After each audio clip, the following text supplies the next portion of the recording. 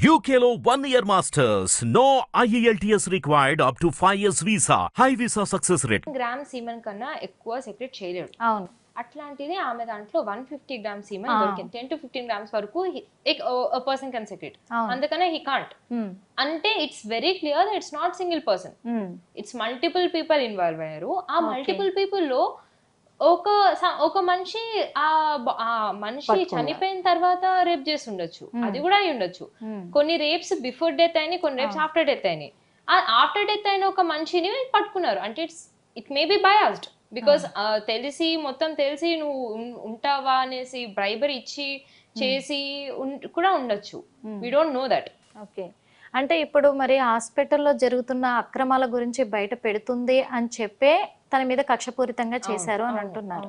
మరి ప్రాణాలు కాపాడాల్సిన డాక్టర్సే ఇలాంటి కుట్రలు చేస్తూ ఉంటే, ఇలాంటి అక్రమాలు చేస్తూ ఉంటే ఎలా ప్రజలు నమ్ముతారు? డాక్టర్స్ కాదు, అక్కడ ప్రిన్సిపల్ ఇప్పుడు మెడికల్ డిపార్ట్మెంటే కదండి. మెడికల్ డిపార్ట్మెంట్ ఇలాంటి ఎవరున్నారు వాళ్ళకి సపోర్ట్?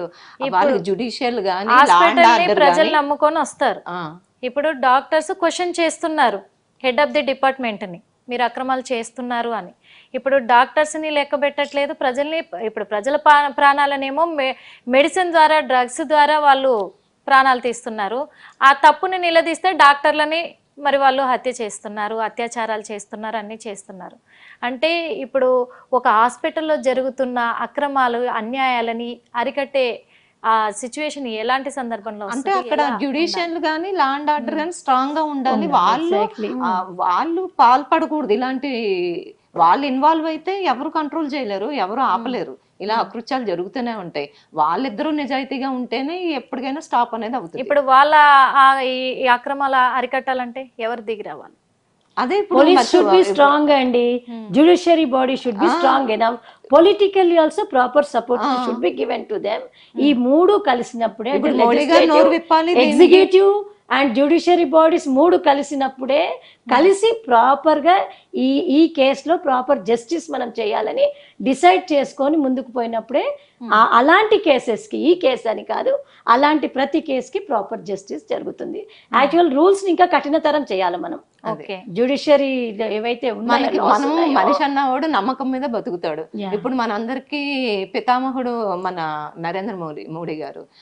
అంటే ఆయన కూడా ఇన్వాల్వ్ అయ్యి మాట్లాడగలగాలి కదా దీని మీద, మాట్లాడగలగాలి.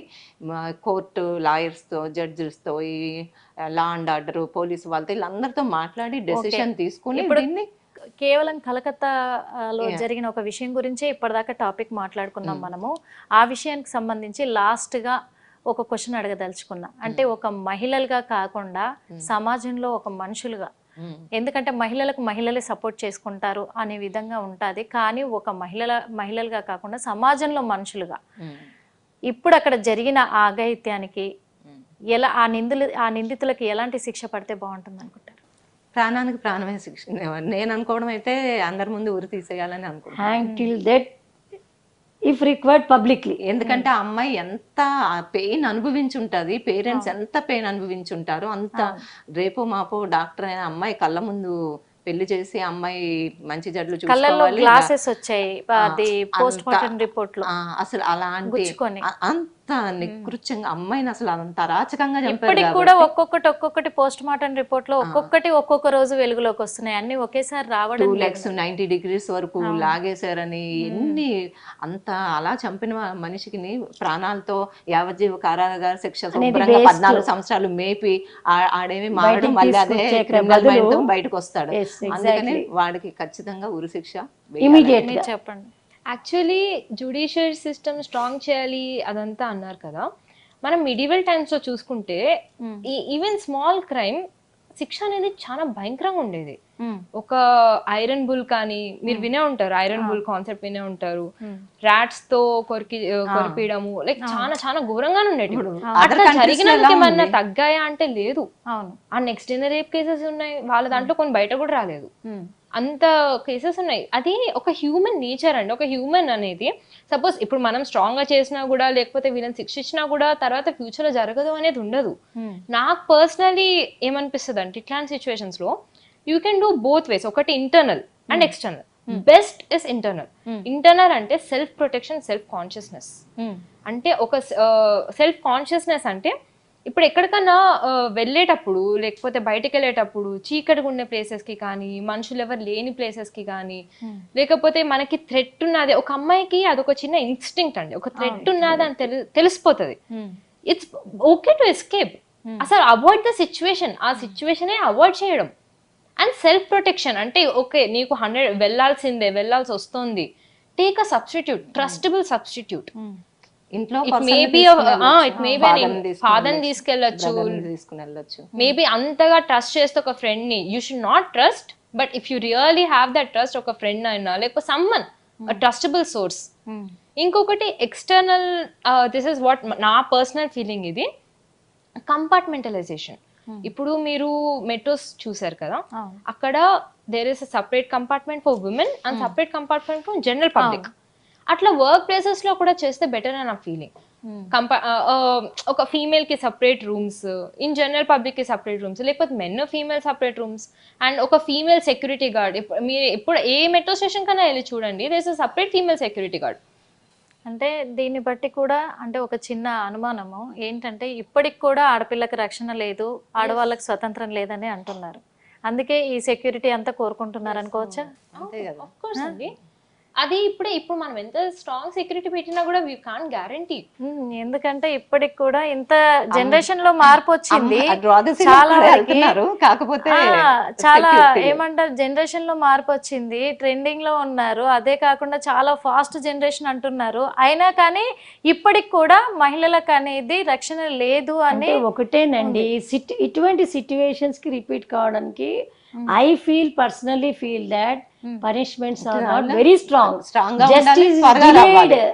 జస్టిస్ డిలే అవుతుంది, న్యాయము ఇమీడియట్ గా జరిగి పనిష్మెంట్ సివియర్ గా ఉండి, అంటే ఒక్కడిని పనిష్ చేస్తే 100 మంది భయపడాలి.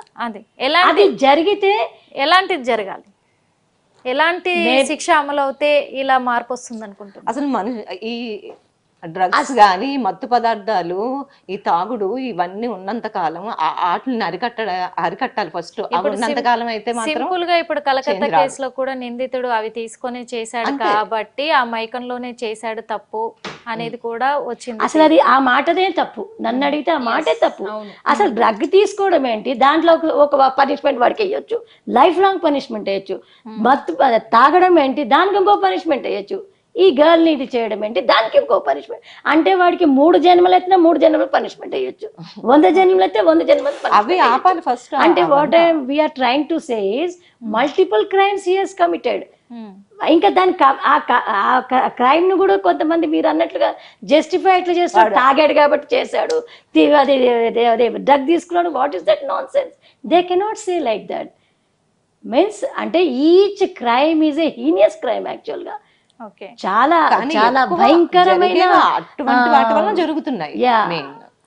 సో అందుకే ఏంటంటే ఇమ్మీడియట్ గా అంటే ఒక టైం పీరియడ్ పెట్టాలి, ఇలాంటి కేసెస్ కి ఒక టైం పీరియడ్ పెట్టాలి, ఒక సెపరేట్ ఫాస్ట్ ట్రాక్ కోర్ట్. అప్పటి నుంచి నేను అనే మాట ఏంటంటే ఫాస్ట్ ట్రాక్ కోర్ట్స్ పెట్టాలి దీనికి. ఇమ్మీడియట్ గా సిట్టింగ్ జడ్జెస్తోనే ఒక 4-5, ఎస్పెషల్లీ అవసరమైతే 2-3 ఉమెన్ జడ్జెస్ ని పెట్టాలి అక్కడ. ఎందుకంటే వాళ్ళ చేస్తున్నారు, కానీ నేను అనేది ఏమిటంటే అవసరమైతే లేడీస్ ని ఒకళ్ళిద్దరు ఎక్స్ట్రా జడ్జెస్ ని, యాక్టివ్ లాయర్స్ ని, వాళ్ళందరూ అడ్వకేట్స్ ని ఇన్వాల్వ్ చేసి ఒక బెంచ్ ని పెట్టి ఇమీడియట్ గా అవసరమైతే ఒక టైం ఫ్రేమ్ పెట్టుకో. అదే నేను 15 రోజుల నెలన్నర అని చెప్పను, but still it should happen.